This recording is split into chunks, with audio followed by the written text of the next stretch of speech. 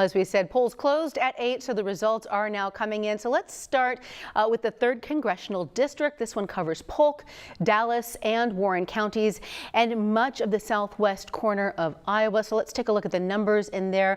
And in U.S. House District 3, as you can see, Lanon Baccam right now has 85% of the vote to Melissa Vine's 15%.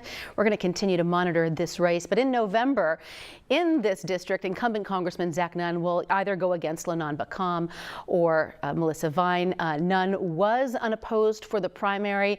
First elected to Congress in 2022, Nunn ousted former Democrat incumbent Cindy Axne by less than a 1% margin. Before taking over the congressional seat, Nunn held a seat in the Iowa House of Representatives since 2015. He's also an Air Force combat veteran and previously worked in the White House National Security Council under former President Donald Trump. Now, the other Democrat hoping to take over that congressional seat is Melissa Vine. We find Local 5's Connor O'Neill with her tonight. Connor, how is Melissa feeling and her campaign feeling right now? Yeah, Stephanie, well, the vibe here has changed. You just mentioned about a minute ago that 85% of the votes that have been reported so far are for Lanon Baccam. So that news has come here to the Star Bar in Des Moines, where Melissa Vine's watch party is at. There's been a lot of people that have taken off so far. Melissa Vine still is here, but the vibe has changed as those numbers are coming in. This place was jolted, Stephanie, with energy when she first showed up about an hour and a half ago. Once those numbers started coming in, though, after 8 o'clock, that's when the vibe here script. But if you would have honestly came in here without knowing what was going on, you wouldn't have noticed that they are down right now in this race, because their spirits are still very high as the numbers are still coming in here. We did just hear a speech, though, from Melissa Vine. She touched on a lot of things I'll get to in a second, but here, I want you to take a listen to one of the things that really stuck out she just said.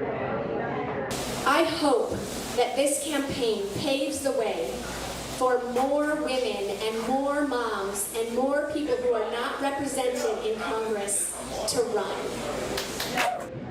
Another thing that Vine touched on, aside from what you just heard there, one of the first things that she touched on was that she said she didn't think that she should have even made it in this race that far. She said people were saying that she should have dropped out earlier, as her opponent Baccam had raised 10 times more money than her. She felt like she should have dropped out earlier, but she wanted this position. She wanted to keep pushing and pushing, as the numbers are still coming in right now.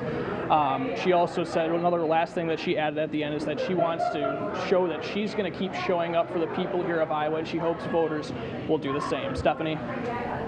Connor, thank you so much. We're going to head out to Dana Searles, who is live at Lanon Baccam's watch party. He has a significant lead right now. Dana, how are things there?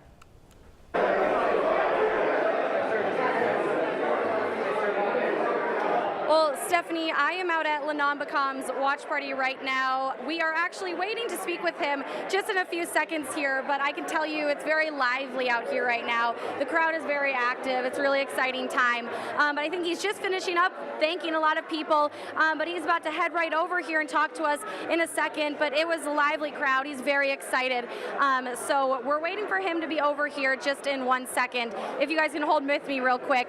But he is actually joining us right now. Thank you so much for joining us. We're with our 3rd Congressional District primary candidate winner, Lanon Baccam. Congratulations on the win tonight. You won this race by a landslide. What does it mean to you to secure this primary election? It just shows me that Iowans are ready. They're ready for someone with my type of background. The fact that I enlisted in the Iowa Army National Guard at 17 years old, I served in the military for 8 years, including a deployment to Afghanistan, and I served this country again when I came home. When I worked for the U.S. Department of Agriculture, helping our farmers, our ranchers, our veterans, and especially to deploy rural economic development programs all across the 3rd District, people know that I have a record of accomplishments, and they're ready for me to represent the 3rd District. And we have a few more months now to November. The campaign trail continues for you. What is a message that you want to send to Iowans, and why do you think it's time for a party change in this seat? Oh gosh, I think Iowans are clear on this. We're ready to come back together as a state and as a country. There's no question that we're tired of seeing partisan politics getting in the way of progress in Congress right now. Why don't we get some folks up there who are willing to compromise and get things done for Iowans? There's so much that needs to get done, including focusing on our economy, focusing on our communities, and making sure that we restore the rights found under Roe versus Wade. Awesome. Well, thank you so much for letting us be in here tonight. It's a lively crowd out here, and thank you for joining us. Appreciate it, and look forward to following you the next few months here till November. We'll toss it back to the studio now.